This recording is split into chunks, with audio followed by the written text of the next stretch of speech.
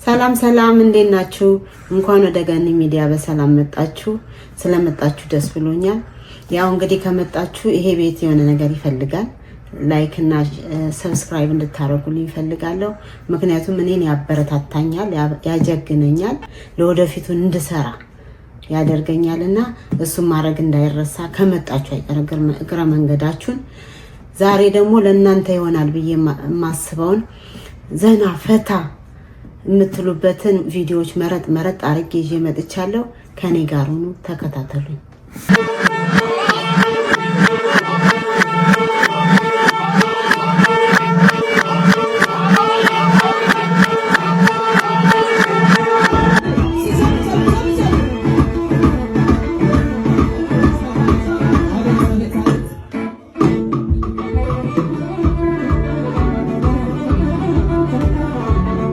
ዶክተር ምን እንዳለ ሰማችሁ ጋይስ? እስኪ ስሙትና ኮሜንት አብረን እናነባለን። ፓንት ሳታረጉ ብተኙ የምታገኟቸው ጥቅሞች በዋነኝነት ለሴቶች ማለት ነው። ስለዚህ ፓንት ስታረጉ ሙቀት አለ ያልባችኋል። ስለዚህ እርጥበትና ሙቀቱ አንድ ላይ ሲሆን ደግሞ ለመጥፎ ባክቴሪያ ለፈንገስ እድገት እየተመቻቸ ይመጣል ማለት ነው። ላይክ ኖርማል ዳቦ እርጥበትና ሙቀት ሲያገኝ እንደሚሻግተው ይሄኛውም ያው ነው።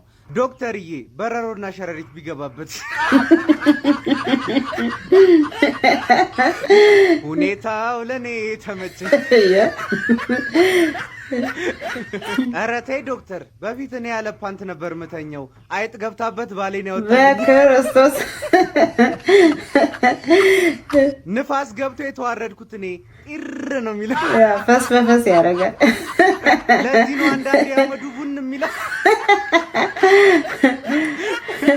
ዶክተርዬ የት ነው የስራ ቦታሽ? ሊበላ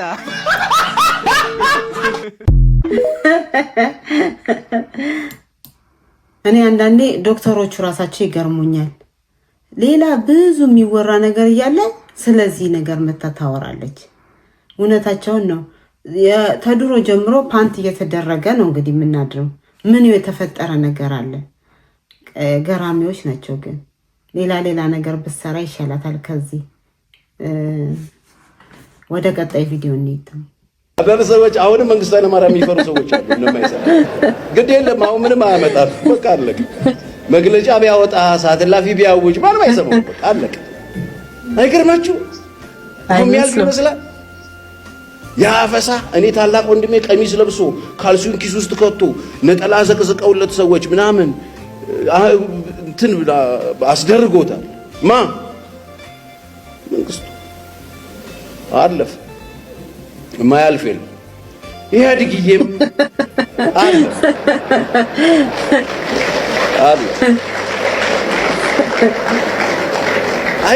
አይገርምም ወይ? ቆይ አይገርማችሁ? እኔ መቼም የእውነቴን ነው የምልህ። እድሜ 40 ምናምን ከዘለለ 50 ምናምን ወደኛ እንዲህ ከመጣ እዚህ ዝም ብለህ ስግጥ አትበል። ያልፋል። የምሬ ያልፋል በል። አዎ ያልፋል። እና በጣም ብዙ ብለናል እኮ እኛ በደርግ ጊዜ ትምህርት ቤት አሬሳ ሳጥን ይዘን አረሳም። ዋይ ወያኔ ሞተ ብለን ማለት ነው። እንደዛ ያልነው ወያኔ ሲመጣ ወዲያውኑ በቃ ፈንድሻ እየበተነ ደግሞ ግማሹ አለፈ እና ያልፋል ማለት ነው። ሁሉም ነገር ያልፋል።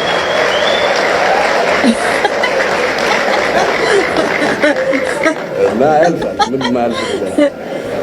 ምን ጠብቃችሁ ነው? እኔ ነው ስታው የሆነ ከሀገር ቤት የመጣው ይመስላል። ሞኝ መሰል። እናቱ የታክሲ ሰልፍ ነው። አይ ሹፌሩ አግብቶ ሹፌር እናነሳል።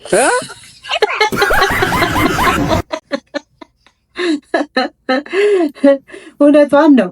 አንዳንድ ሰዎች እያዩ እንደዚህ ነው ብለው ይጠይቃሉ። እውነቷን ነው። ጥሩ ነው የመለሰችለት። ታክሲ ወረፋ እየጠበቀች እያየ እንዴት እንደዚህ ተብሎ ይጠየቃል? ጥሩ መልስ መልሳለች። አንዳንዱ ደግሞ ተኝተክ ቀስቅሰው ተኝተሃል እንዴ ብለው ይላሉ። አንዳንዱ እየበላ ነው እንዴ ብለው ይጠይቃሉ። እንደዚህ አይነት ሰዎች ስላሉ ጥሩ መልስ ነው የመለሰችለት። ደስ ይላል። ወይኔ ጉድ ፈላ። የዚህኛው ደግሞ አካሄድ ና እስኪ አታሪ ወርቅ ና ኧረ እኔ አይደለሁም ወንድሜ፣ ላንተ አላዘንኩትም። በዛ ወይኔ ታኩሮ ገደለው።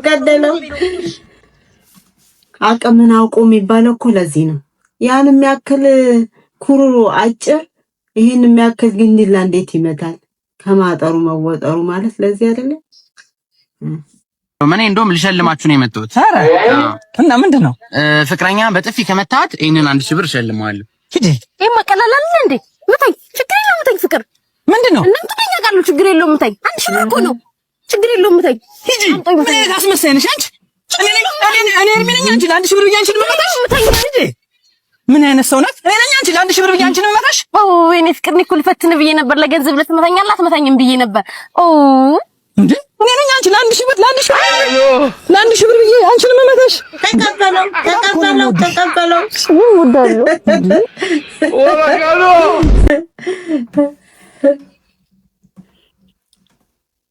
ደግ አረጋት። እሷ ራሷ ያሳየችው ነገር ነው። ያ እንዴት ያምልጠው? ያው ምታኝ ብለዋለች። ጥሩ አድርጎ አቅምሷታል። ብሩንም ተቀብሏል። ለዚህ ይጨበጨብለታል። እንደው እንዴት ለብር ብላ ምታኝ ተላች? ራሷን አዋርዳለች። ኦሬዲ ቢመታትም አይገርም። ግብጽ በቴሌቪዥን ጣቢያዋ ላይ ጠንቋይ ጋብዛ ስለ ኢትዮጵያ እንዳስጠነቆለች ስንቶቻችሁ ታውቃላችሁ?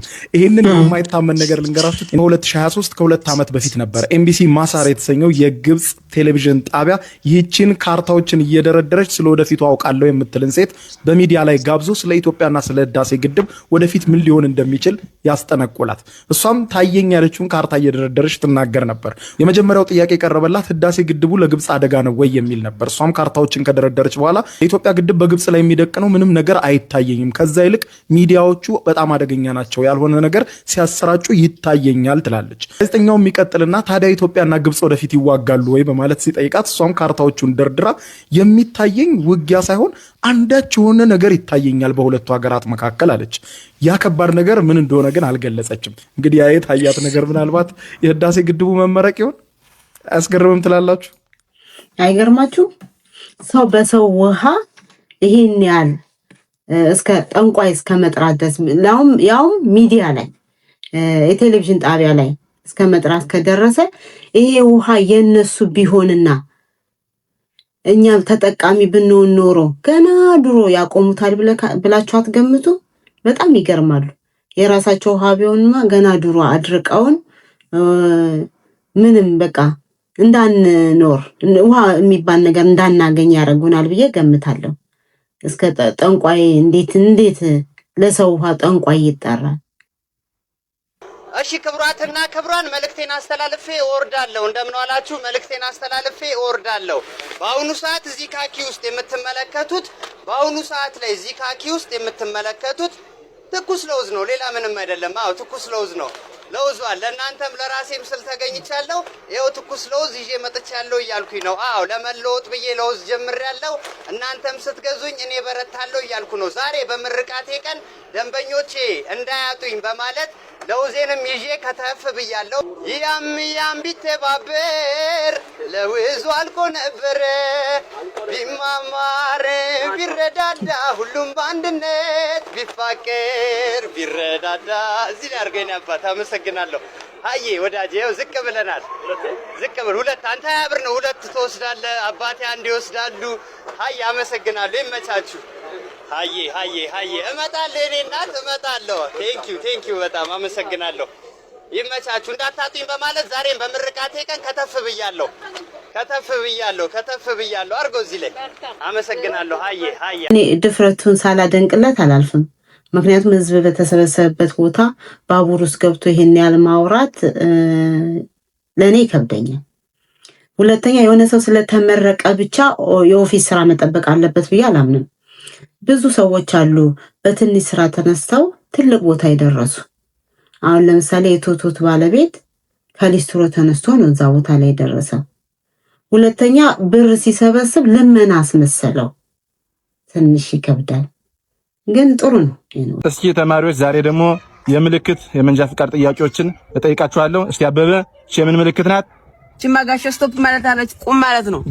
ጎበዝ አበበ። ሰይ እስኪ አየለ ቀጣዩን ጥያቄ ደግሞ የምን ምልክት ናት? አየለ ለኔ ቀላሏን ጥያቄ የምትጠይቀኝ ጋሽ እቺማ የሞባይል ዳታ አይደለች።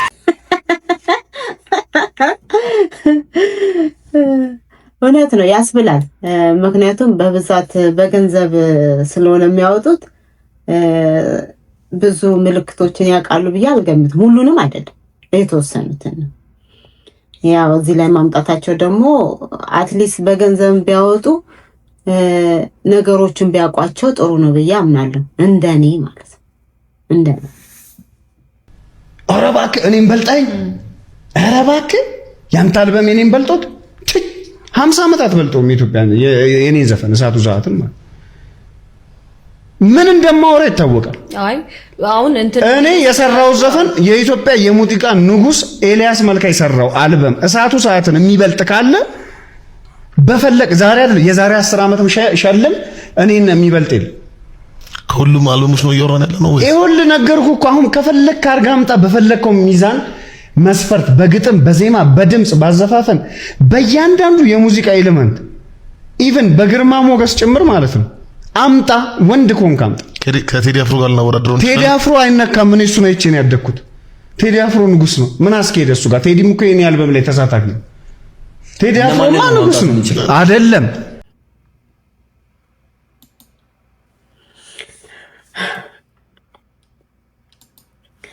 ይሄ ልጅ ግን እኔ ሉል ደስ ይለኛል። ግን በዚህ ልክ ራስን ማካበድ ሌላ ሰው ለሆነ ሰው የሆነ ሌላ ሰው ሲያወራለት የተሻለ የሚሆን ይመስለኛል። ብዙ አካበዱ። የዛሬ 50 ዓመት 10 ዓመት ትልልቆቹም እኮ አላሉ አልበዛም? የበዛ ይመስለኛል እንደኔ። ድርቅ ምናምን ነገር አደረገው። የሆነ ሰው መመስከር ያለበት ስራው ነው መመስከር ያለበት ለሱ ራሱ አይደለም። እንዴት ራሱ ሚዲያ ላይ ወጥቶ ይሄን ያህል ስለ ራሱ ይመሰክራል? የሆነ ሰው መመስከር አለበት ስለሱ። ምንም ሽልማት ያልተሸለመው በቲፎዞ ነው ይላል። ምን ማለት ነው? እኔ አልገባኝም። ምክንያቱም ሰዎች በሰሩት ልክ ነው የሚሸለሙት ብዬ አስባለሁ። ስራው ይናገርለት። ብዙ አበዛው። ያ ጎበዝ ዘፋኝ ነው፣ ጥሩ ይሰራል። ግን በዚህ ልክ ማካባዱን እኔ አልወደድኩለትም። የሆነ ቢታረም የሚሻል ይመስለኛል። እንደኔ ትዳሮች ትዳር ምን ያህል ጣፋጭ እንደሆነ ምን ያህል ባልና ሚስቶች እንደሚተሳሰቡ የሚያሳየን ይሆናል። እስቲ ወደ ቪዲዮ። በጣም እወደዋለሁ። እስቲ እንገራቸው በጣም አፈቅርሃለሁ። በእውነት አንተ እያለህ እንኳን ሞት የሚነካኝ አይመስለኝም። ቤት ውስጥ ካለ እለዋለሁ ሁልጊዜ። አንተ ከጸሎት ቤት ስትገባ እኮ ደስ ነው የሚለኝ፣ ሞትም ያለ አይመስለኝም። አንተ ስትወጣ ግን ወይኔ ጉዴ፣ ወይኔ ጭንቀቴ፣ ስጨነቅ ነው ማድረግ። ከሁሉም የበለጠ ክብር መስጠው ለሷ ነው። በጣም አከብራታለሁ። እሷ ከሌለችን እንጀራ እንደማልበላ ታውቃለች። ይቆይ ነው የምለው አልበላም። ጅቡቲ ምን በቃ ሁልጊዜ ታሞ ስለሚሄድ እኔ በደህና የሚመጣ አይመስለኝም። እግዚአብሔር ሁልጊዜ መስሪያ ቤት ደውላችሁ ነበር ደህና ነው እናተ ደውላ ነበር ይሉታል። እናተ ደውላ ነበር። እኔ ባለቤቴን እወዳታለሁ፣ አከብራታለሁ። እንደ ቤተክርስቲያን ነው የማከብራት ባለቤት። ሁሌ ቤተክርስቲያን እንደማከብረው እሷንም አከብራታለሁ። ደግሞ ከእሷ ውጭ 1 ብር አውጥቼ አላወጣም ከቤት። ባይገርመው ደሞዝ ተቀብዬ እንደዚህ ታክሲ አላሳፈርም። እንዳለ አምጥቼ ነው የምሰጠው። እሷ ቦርሳዬ ከፍትና አይታ ወይ 1000 ብር ምናምን ታስቀምጣለች። ፖኬት መኒ። ልክ ሲል አንድ ጊዜ ቦርሳውን ከፍቼ ሳይ ብር ቦርሳው ውስጥ ሳይ የለም። በምን እየሄደ ነው ይሄ ባዶ ቦርሳ በኪሱ አስቀምጦ? እንዴት ነው ብር የለም ይዘሃል ስለው አለኝ ነው የሚለኝ። ሲወጣ ተከትዬ እወጣለሁ። እሱ በአንድ በኩል በአስፋልት ሲሄድ እኔ በአንዱ በኩል ይሄዳል።